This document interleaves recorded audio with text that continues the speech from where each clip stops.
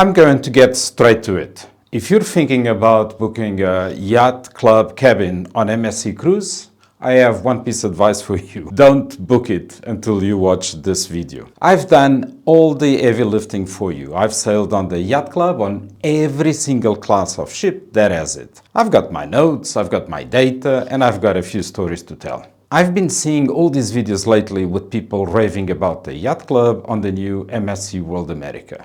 And to be honest, it put me in a reflective mood. You see, since World America is basically the same ship as the MSC World Europa, which was probably my least favorite yacht club experience, I had to ask myself, are these people new to the yacht club? Or have they not yet experienced the genuine article? Don't get me wrong, I love MSC Yacht Club. It's where I get my ultimate dose of pampering. But across the fleet, the experience are not all created equal. You want to know which one is my favorite? Hang on to your martini glass, because as we dive into all the data, I'm going to reveal all the yacht club experiences across all the ships.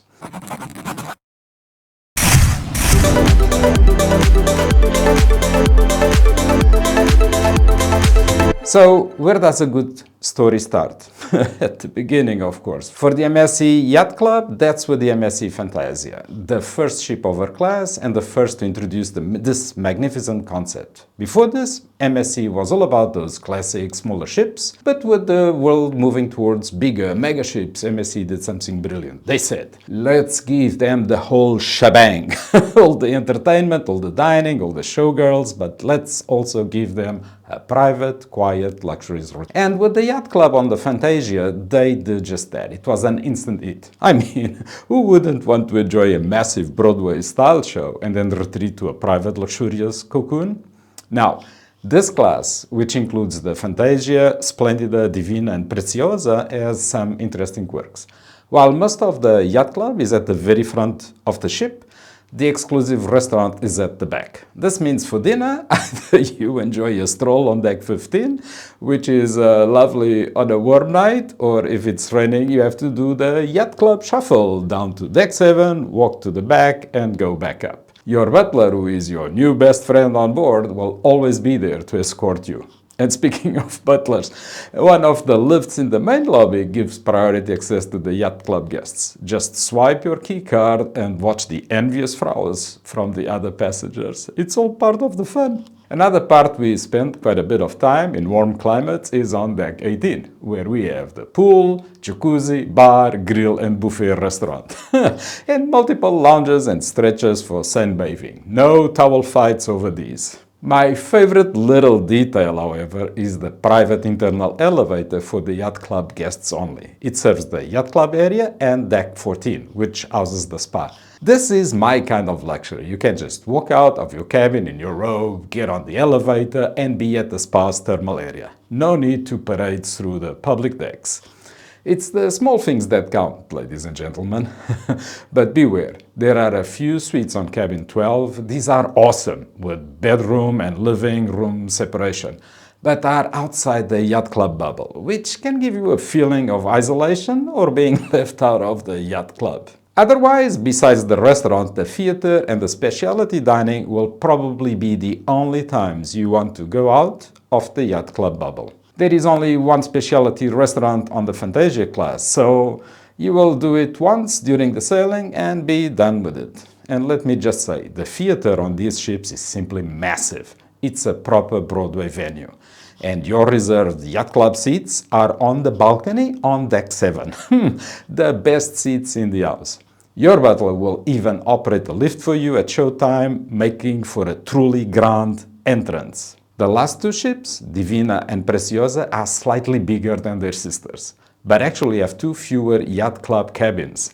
They removed two of the larger cabins to make the top sail lounge bigger. And honestly, it's a genius move. This is why the Fantasia class has the most personalized service in the entire fleet. With only 70 cabins, the 4-person concierge staff has time to get to know you. The concierge is operated 24/7. They have 3 people doing the daytime shifts and 1 person doing the nighttime. With 4 people for 70 cabins, they quickly know who you are and give us extra personalized service. Proactive. Just to get a measure of this, one sailing, the concierge noticed my daughter wasn't using her fun package because this ship doesn't give out token prizes. They took notice without me saying a word and asked if I wanted to transfer the package to onboard credit. That, my friends, is a level of service you just don't get on the larger ships. It truly feels like you're part of an exclusive club. So why is it that I so much prefer this class of ship for yacht club as opposed to the newer ships? We need to check the other ship classes. Now, before we jump into the other classes, let's talk numbers. I did some homework and I have all the data here for every ship with a yacht club. I'm a man who loves a good spreadsheet and I've calculated a few ratios to help us compare experiences. The first thing you'll notice is the number of yacht club cabins. The smaller the number, the higher the level of personalization. The Fantasia class has around 70 cabins, while some of the newer class of ships have over 150. Remember that 4-person concierge staff that I mentioned? They're the same with a ship with 70 cabins as they are in a ship with 150 cabins. That alone should tell you something about the level of service you'll get. I also looked at a few other ratios. Gross tonnage per passenger. This gives you a feel for overall space. Passengers per crew member. The lower the number, the better the service. Overall, gross tonnage per quantity of yacht club cabins. This indicates how much space you have outside your cabin. Overall staff to yacht club cabins. This tells you how much behind-the-scenes staff is working to make your experience perfect. Looking at this data, you can immediately see the trends. It backs up my feeling that the Fantasia class is the most personalized. But the numbers don't tell you the whole story. Let's look at the other ships and see what they bring to the table. Next up, the Meraviglia class. These are the modern giants, starting with the MSC Meraviglia and Bellissima, and then her plus sisters like the Grandiosa, Virtuosa, and the very special Euribia. The big difference here is the 2-story indoor promenade with that stunning LED ceiling. It's a jaw dropper. On New Year's Eve, the countdown for New Year on this huge LED is impressive and packed. This class is perfect for a cruise to colder climate like Alaska or the Norwegian fjords, where you can enjoy the huge indoor promenade without having to be outside. The ships are bigger, so it's no surprise that the number of yacht club cabins has jumped to nearly 100.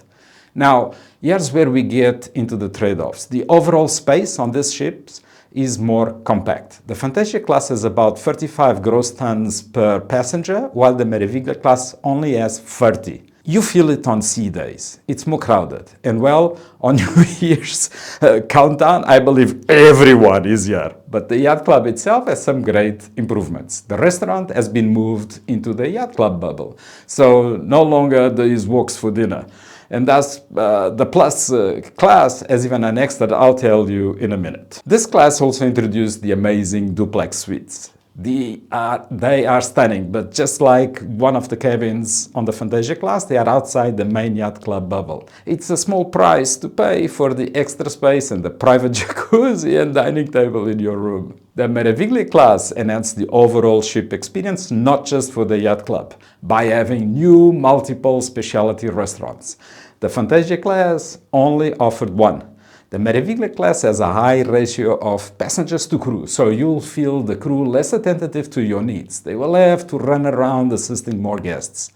Actually, the Meraviglia class has the highest ratio across the entire fleet. They have to correct this in other classes of ships. But the convenient yacht club only lift still exists, but covers only the yacht club area, no longer goes to the spa. The spa is now multiple levels lower, but you will want to go there. The spa on the Meraviglia class is probably the best overall on MSC ships. It has the multiple shower corridor, which is a fantastic sensory experience, at least for me. The Meraviglia Plus class brings the best improvement to the yacht club. They merged the bar and lounge with the restaurant in the above deck, created a huge space in the front of the ship with a Swarovski staircase, joining both areas, which makes us feel we are in a cathedral of light. If you go to the Meraviglia class ships lounge after being on the Meraviglia Plus class ships, you might feel a bit claustrophobic. On the top deck, the Yacht Club sun deck, it feels smaller than on the Fantasia Class, and with more passengers, it does indeed feel so. Also, they reduced to one jacuzzi pool. The Fantasia Class had 2 jacuzzis, while the Meraviglia Class has only 1. Overall, the Meraviglia Class feels more compact than the Fantasia Class. But on the other side, you never need to go out of the Yacht Club bubble.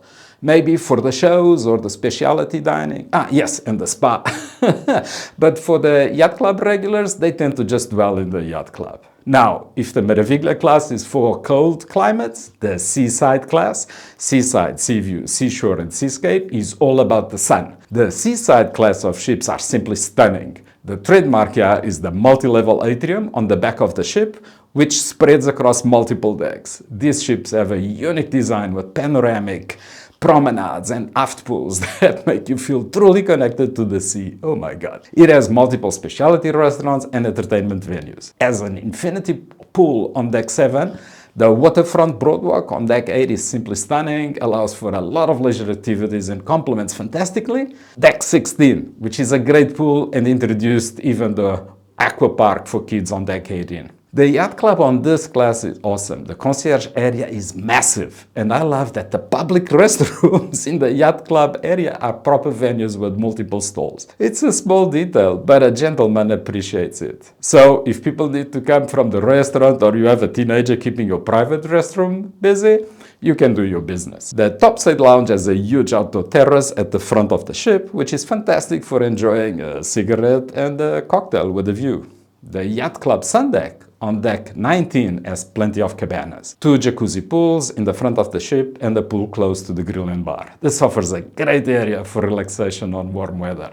With so many outside areas, this ship is particularly good for warm climates. In the cold climates, the people will concentrate in the interior areas, so beware. As you can see from the gross tonnage per passenger ratio, this will get very crowded in colder climates. Talking about this ratio, notice the difference to the next Seaside class, the Seaside Evo class. The ratio seems to shrink dramatically for the Yacht Club guests, since this have increased from 86 cabins to 130.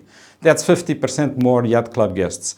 But this is not quite so. The Seaside Evo class is impressive for Yacht Club guests. The Yacht Club has an entire full additional deck. Deck 19 is now just Yacht Club suites with 2 mega impressive owner suites in the front equipped with private jacuzzi, a massive terrace, living room and dining areas. The sun deck moves to deck 20 and the deck stretches towards the back by a full section with an additional jacuzzi pool.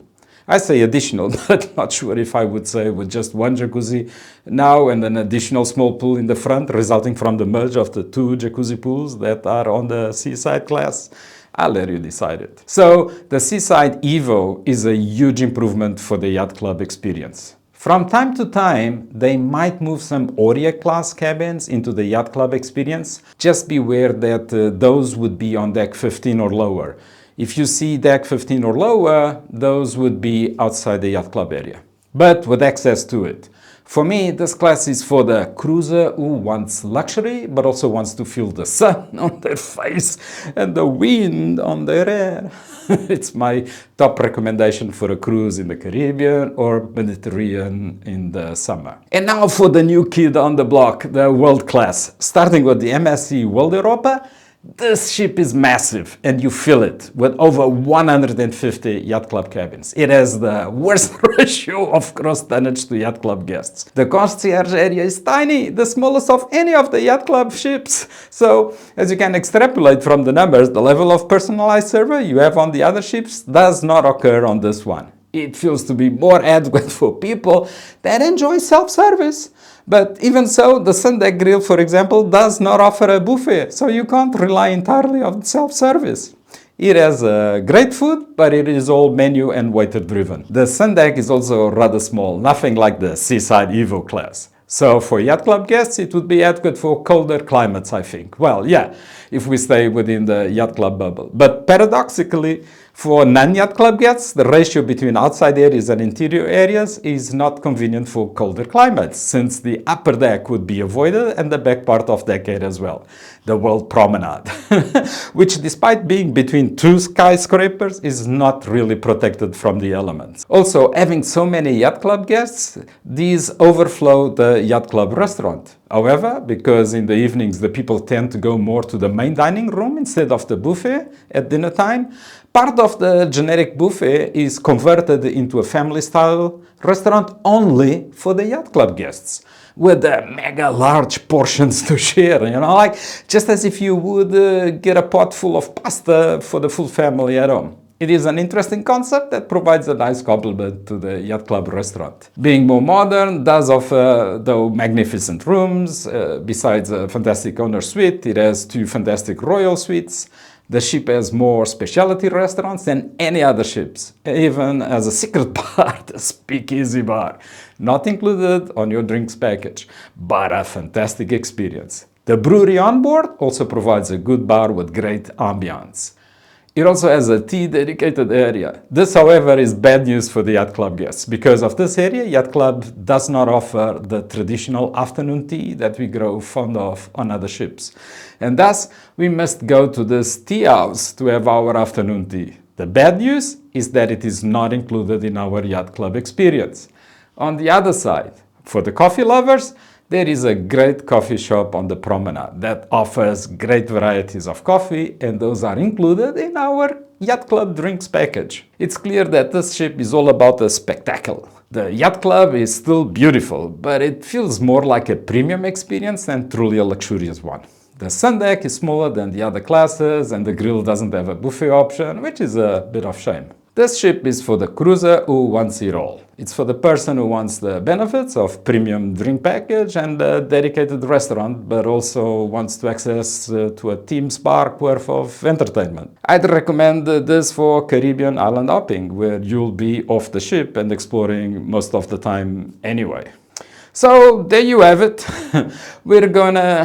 We've gone from the classic elegance of the Fantasia class to the futuristic mega ships of the world class. Each one offers something a little different, and there's a yacht club for every type of bon vivant out there.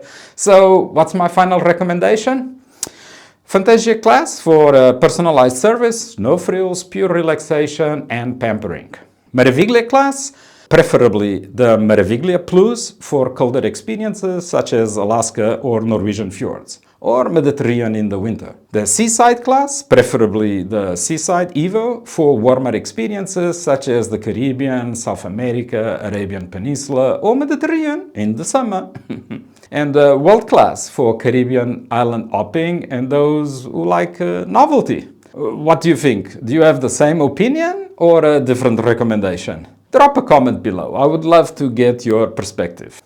And if you want more tips on how to cruise the golden years and feel like a billionaire without being one, hit that like, subscribe, and check out this video here on the difference between the yacht club and the next level of luxury from MSC.